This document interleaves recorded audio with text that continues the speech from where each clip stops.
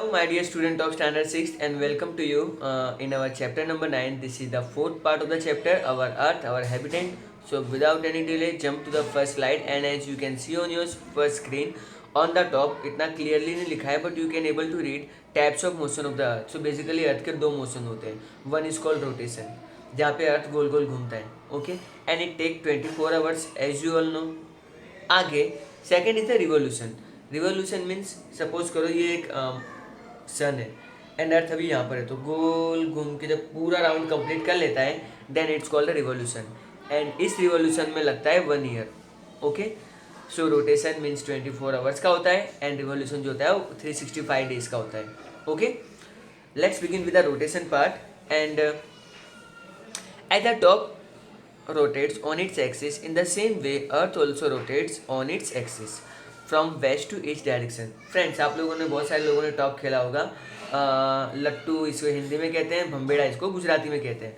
सो वो गोल गोल गोल गोल घूमता है ना अपने ही एक जगह पे स्टिल होके. हमारा अर्थ भी ऐसे ही रोटेट करता है but it take 24 hours. Okay, and हमारा जो अर्थ घूमता है वो वेस्ट से ईस्ट की तरफ घूमता है. This circular motion of the earth is called the daily motion. ये डेली यानी हर रोज होता है. It also called the rotation, and इसे हम लोग क्या कहेंगे, रोटेशन कहेंगे. Okay, the earth complete A cycle of 1670 kilometre per hour on equator. So equator से उसकी ये स्पीड बताई गई है 1670 किलोमीटर पर आवर.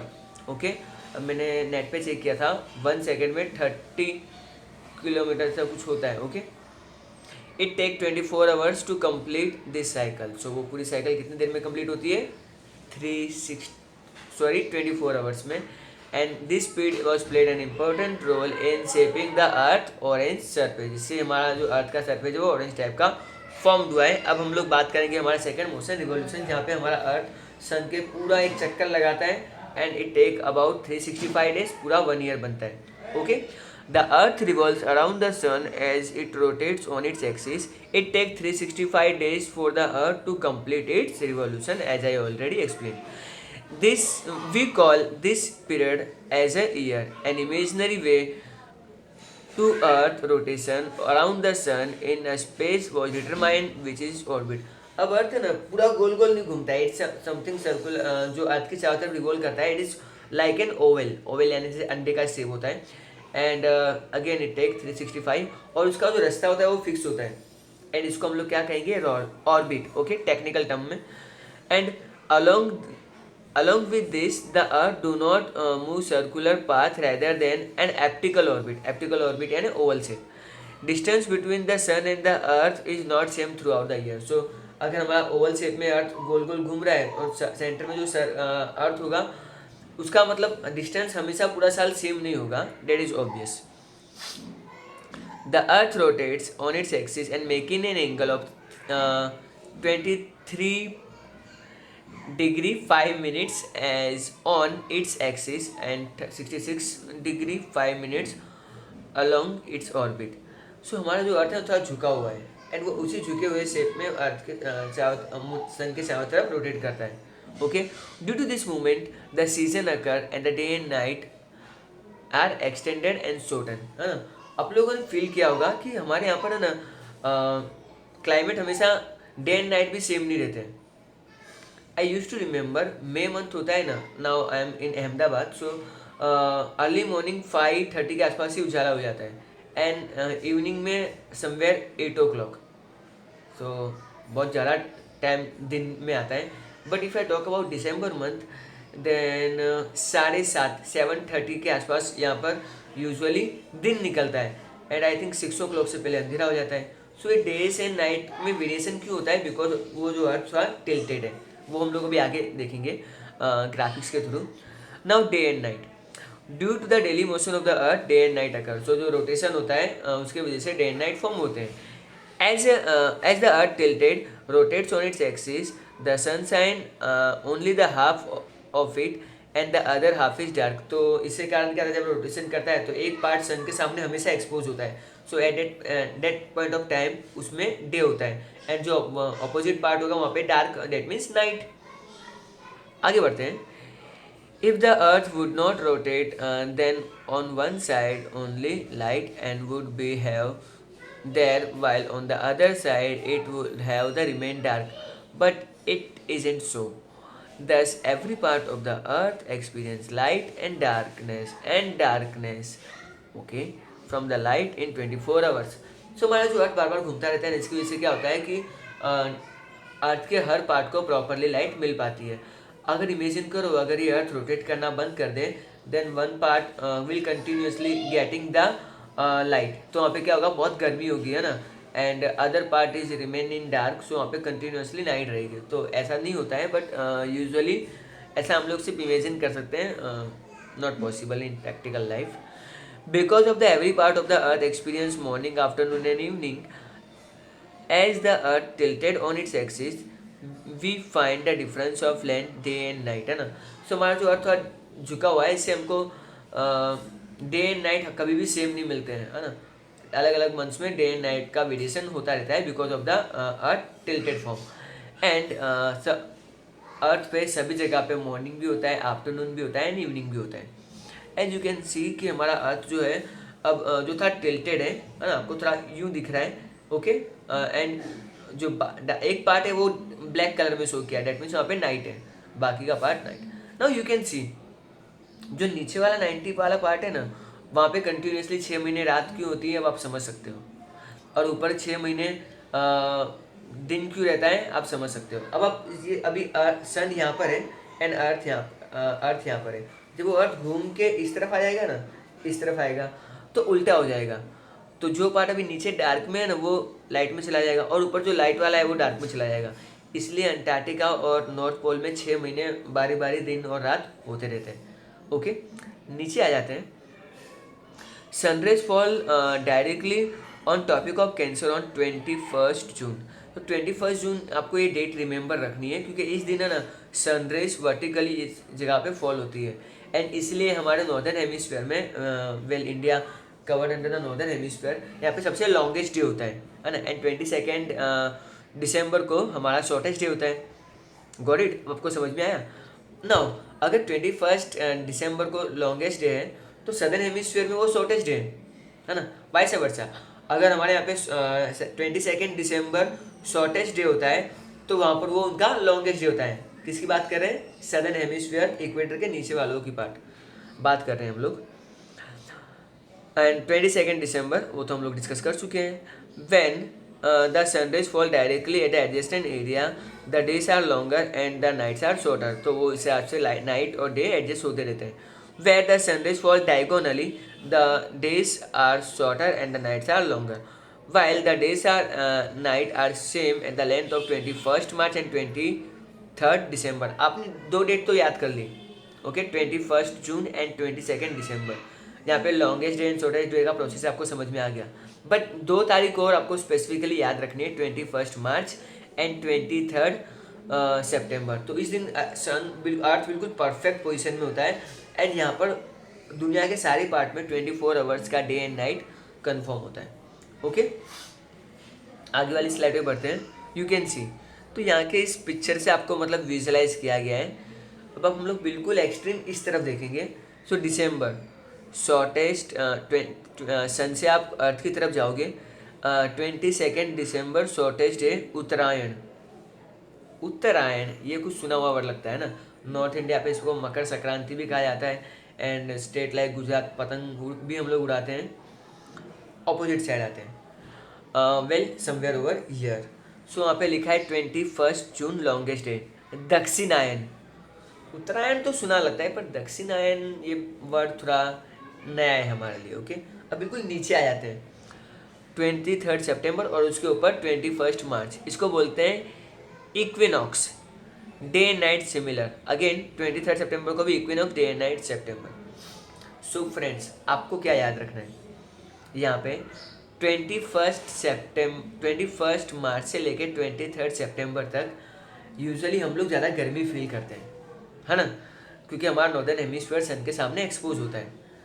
उल्टा 23 सितंबर से 21 मार्च तक हम लोग सन के सामने होते हैं, लेकिन ज़्यादा नहीं होते हैं. उस टाइम पे सदर्न हेमिस्फीयर ज़्यादा एक्सपोज होता है, इसलिए यहाँ पे ठंड होती है. एंड यूजुअली जब दिसंबर मंथ आ गया, दैट मीन्स और भी ज़्यादा हमको ठंडा फील होगा एंड बीच में एक शॉर्टेस्ट नाइट भी लॉन्गेस्ट नाइट भी आती है। ओके, सो ये तो आपको कंसेप्चुअल क्लैरिटी दे देगा। एक्टिविटी दी गई है, क्वेश्चन नंबर 1 में रीड कर रहा हूँ। What will be the length of day and night on December 22? Well, आप there are lots of apps are available, even आप लोग गूगल करके भी चेक कर सकते हो। What the speciality of 21st March and 23rd September? Well, day and night perfectly 12 hours के होते हैं, that's it. Seasons, now as the earth is tilted on its axis, one by one northern hemisphere and southern hemisphere come in the front of the sun. Okay, so बारी बारी 6 महीने एक बार northern hemisphere ज़्यादा expose होता है, दूसरी बार southern hemisphere ज़्यादा expose होता है। The sun rays fall straight on the north and south on equator, thus there is a difference of day and night. इसी के कारण क्या होता है, डे एंड नाइट में डिफरेंसेज होते हैं, जिसके कारण हम लोग सीजन फॉर्म करते हैं। In the area where the sunshine is for longer time, they experience summer, तो उनको ज़्यादा गर्मी लगती है। And where as the area of sunshine is for the shorter time, they experience winter. Seasons directly affect the human life, है ना, इससे हमारी लाइफ भी अफेक्ट करती है। गर्मियों के मौसम में मे मंथ में कोई भी बाहर नहीं निकलना पसंद नहीं करता है। ओके, एंड दिसंबर में तो हम लोग पिकनिक मना रहे होते हैं, घूम रहे होते हैं, इवन सनलाइट भी हमको ज़्यादा हार्म नहीं करती है, तो हम लोग उस टाइम को इन्जॉय करते हैं। वेल, यहाँ पे एक और एक्टिविटी दी गई है, पता नहीं कितनी एक्टिविटी देंगे ये लोग। With the help of the globe, find out which season will be there in the following countries when it is summer in India. जब इंडिया में गर्मी के मौसम होते हैं तो अमेरिका में भी समर होगा, इंग्लैंड में भी समर होगा। समर तो मतलब नाम के बराबर ही है, इंग्लैंड में तो वो लोग इंजॉय करते हैं। ऑस्ट्रेलिया में उस टाइम पे विंटर होगा, क्यों, ऑस्ट्रेलिया सदर्न हेमिस्फीयर में आता है। सो नॉर्मल हमारे लिए समर होगा, तो जितने भी नॉर्दर्न हेमिस्फीयर के कंट्री हैं वहाँ पे समर होगा, और बाकी सदर्न हेमिस्फीयर के कंट्री में आई थिंक आइसक्रीम वाला आ गया है, एनी वहाँ पे विंटर होगा। सो श्रीलंका एग्जैक्टली इक्वेटर पे, तो वहाँ पे तो हमेशा समर ही होता है। ब्राज़ील में वेल उसमें भी डिफर कर जाता है, एंड भूटान हमारे साथ ही है नॉर्दर्न हेमिस्फीयर में। Now we are going to talk about Uttarayan, है ना। बेसिकली हम लोग उत्तरायण यानी जो पतंग वाला फेस्टिवल है वो 14 जनवरी को सेलिब्रेट करते हैं, 14 जनवरी, sorry for date. But actual में उत्तरायण कब शुरू होता है? Well, the direct rays of the sun begin to fall on the north of equator to the northern solstice occur on 22nd December. Sun enter in the Makar Rashi on 14th January, so it is called the Makar Sankranti. Okay, so यहाँ पे ये लोग कुछ ज्योतिष का angle ला रहे हैं, astrology का। सन जो है ना अपनी पोजीशन चेंज करता है, एंड वो धनु राशि से मूव होके मकर राशि में जाता है। When it goes in the Makar rashi, उस टाइम पे हम उस चीज़ को हम लोग मकर संक्रांति बोलते हैं, है ना। आई थिंक जब हमारा जो सन है वो 365 डेज में मतलब रोटेट करता रहता है।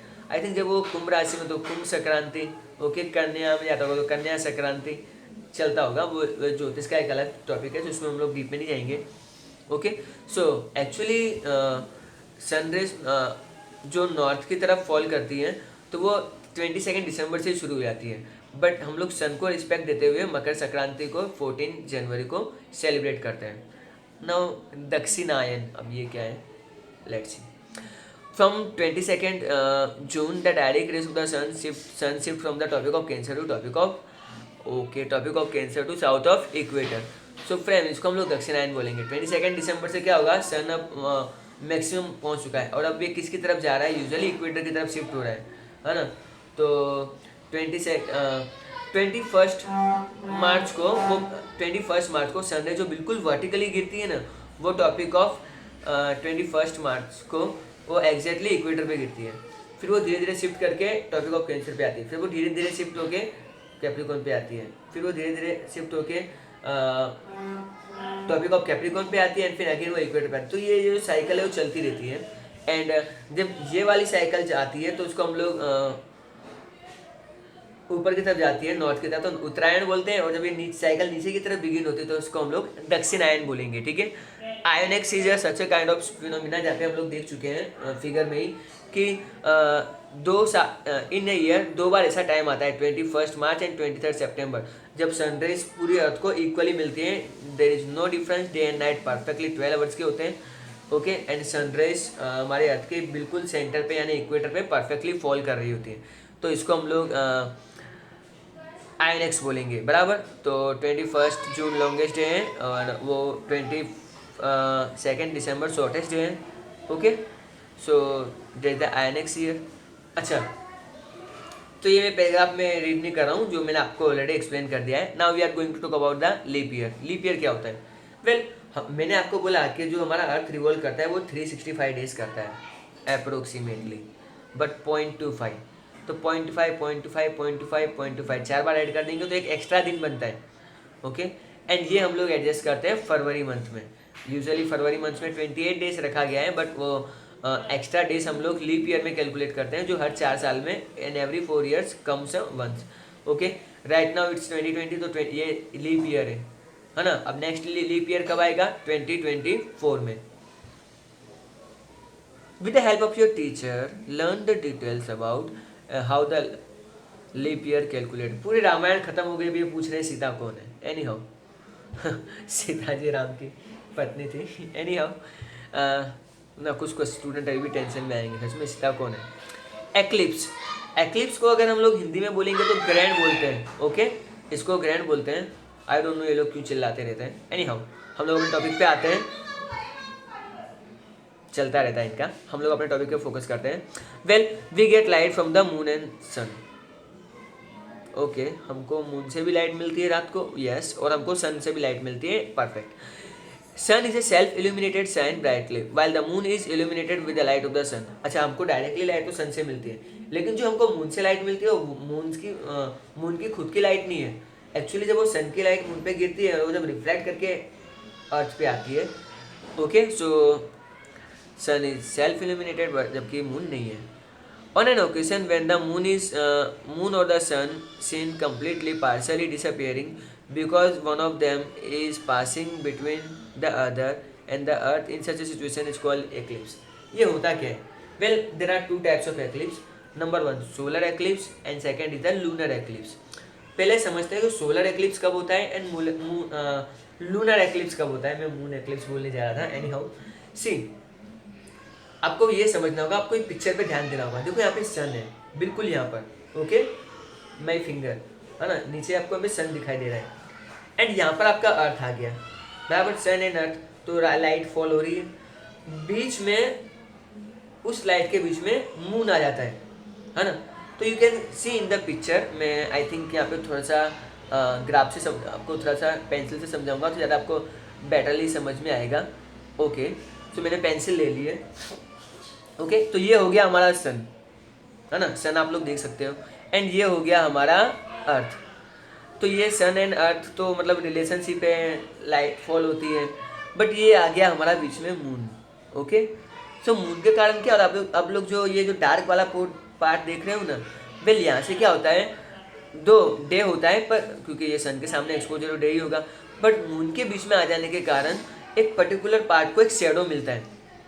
से फॉर एग्जांपल मैं अभी यहाँ पे धूप में खड़ा हूँ और मैं यूँ करूँगा तभी मुझे शेडो आएगा, है ना, थोड़ा बहुत शेडो तो आप देख भी सकते हो। तो ये क्या करता है, सन की लाइट को आने से ब्लॉक करता है। सो साइंटिफिकली अगर मैं बात करूँ, when moon come between the sun and the earth it means solar eclipse. Simple है। ओके, अच्छा, तो ये आपको ध्यान रखना है, तो मैं इसको भी निकाल देता हूँ। So moon is close to the earth. So moon के हमेशा पास में अर्थ के पास में हमेशा कौन रहता है, मून रहता है। It revolves around the earth. जैसे हम लोग सन का चक्कर काटते हैं, रिवॉल्व करते हैं, वैसे ही जो मून है वो अर्थ के चारों तरफ रिवॉल्व करता है। Now sometime while revolving it comes between the sun and the earth. तो वो किसके बीच में आया, सन और अर्थ के बीच में आ गया। At this time the shadow of the moon constraint and sun is not visible. तो वो जो शेडो जो फॉर्म होता है मून की वजह से, उसके कारण हम लोग सन को नहीं देख पाते और क्या होता है, एक डार्कनेस आ जाती है। This event is called solar eclipse, जो मैं आपको ऑलरेडी बता चुका हूँ। As the moon is very small as compare to the sun, it can not cover the whole sun, the solar eclipse can not be seen all over the world together. तो solar eclipse क्या करता है, सन के part को ढक लेता है, लेकिन जो मून है वो इतना भी बड़ा नहीं है कि कम्प्लीटली ढक ले। तो कई बार ढक लेता है, कई बार नहीं ढकता है। तो हम लोग पूरे वर्ल्ड में at a same point of time हम लोग सोलर एक्लिप्स नहीं देख सकते, सबके टाइम टू टाइम डिफर करता है। Okay, solar eclipse occur on no moon day. अमावस के दिन ही मतलब सोलर एक्लिप्स होता है। अमावस means no moon day, and जब पूर्णिमा आती है, पूनम आता है, जैसे रक्षाबंधन में अभी जस्ट हुआ था, तो उसको हम फुल मून डे कहेंगे। ओके, तो ये आपको क्या याद रखना है, नो मून डे, अमावस के दिन ही सोलर एक्लिप्स फॉर्म होती है। Okay, but this event does not take place on every moon no moon day. तो हर अमावस के दिन जरूरी नहीं है कि सोलर एक्लिप्स ही हो। ओके, वो बहुत ही अलग फिनोमिना है, and that we are suppose to be remember. अब हम चलते हैं हमारे नेक्स्ट स्लाइड, जहाँ हम लोग देखेंगे lunar eclipse. Okay, I think ये सेशन बहुत लंबा जा रहा है, बट हाँ क्या कर सकते हैं। Any how, lunar eclipse. Again मैं अपनी पेंसिल एक्टिवेट कर देता हूँ ताकि आपको मैं समझा सकूँ अच्छे से। यस, तो ये हो गया हमारा सन, बराबर। अब ये है हमारा मून। तो हमारा सन, अच्छा हाँ, अब अर्थ का जो पार्ट है ना, जो मतलब मून की तरफ फेस कर रहा है, वो अपना शेडो मून पे गिरा रहा है ना, ये हमारा अर्थ हो गया। अब हमारा सन, अब हो क्या रहा है, मून और सन के बीच में क्या आ गया है, अर्थ आ गया है ना। और उसके आने की वजह से जो अर्थ का शेडो है वो मून पे कम्प्लीटली गिर रहा है ना। तो इस प्रोसेस को हम लोग क्या कहेंगे, लूनर एक्लिप्स कहेंगे। ओके, आई थिंक आपको ये क्लियरली समझ में आ गया होगा। पेंसिल में हटा देता हूँ। Yes, moon get light from the sun, है ना, जब वो सन की लाइट मून पे गिरती है तभी रिफ्लेक्ट होके आती है। Thus, if the sun is going toward the moon obstructed by the earth, that part of moon remain dark. अब अर्थ बीच में आ गया तो वो पार्ट क्या होगा, डार्क ही रहेगा। In the nutshell, that much part of the earth shadow falls on moon. This part is not visible to us, ये हमको दिखेगा नहीं, एंड इस प्रोसेस को हम लोग क्या कहेंगे, lunar eclipse. Such an event occurs on the full moon day, पूर्णिमा के दिन ये प्रोसेस फॉर्म होता है। ओके, एंड हर पूर्णिमा को भी फॉर्म नहीं होगा ऑब्वियसली। एक नो दिस लिखा हुआ है, तो हम लोग पहले ये पढ़ लेते हैं, एंड आपको मैं होमवर्क भी मैंने दिया हुआ है। That solar eclipse occur on no moon day but not every no moon day, ये तो हम लोगों ने पढ़ लिया है। That lunar eclipse full moon day में होता है, जब लेकिन हर फुल मून डे में भी नहीं होता है। Okay done. तो फ्रेंड्स, ये आज का होमवर्क है, जहाँ पे आपको ये 6 MCQs सॉल्व करने हैं। ओके, आई होप ये सेशन आपको इंटरेस्टिंग हो गया एंड लगा होगा। Now, we had already completed chapter number 1, 2, and 3. This is for the MA school students, and chapter number 9 we had completed. 4 chapter हम लोगों ने कंप्लीट कर लिए। Now go in the market and purchase the CW, क्योंकि अब जो मेरे next lectures आएंगे ना, उसमें मैं क्वेश्चन आंसर्स डिस्कस करूँगा। Got it? So without any delay मैं फटाफट लेक्चर ख़त्म करता हूँ। Bye everyone, bye your CW and get ready for the question answers.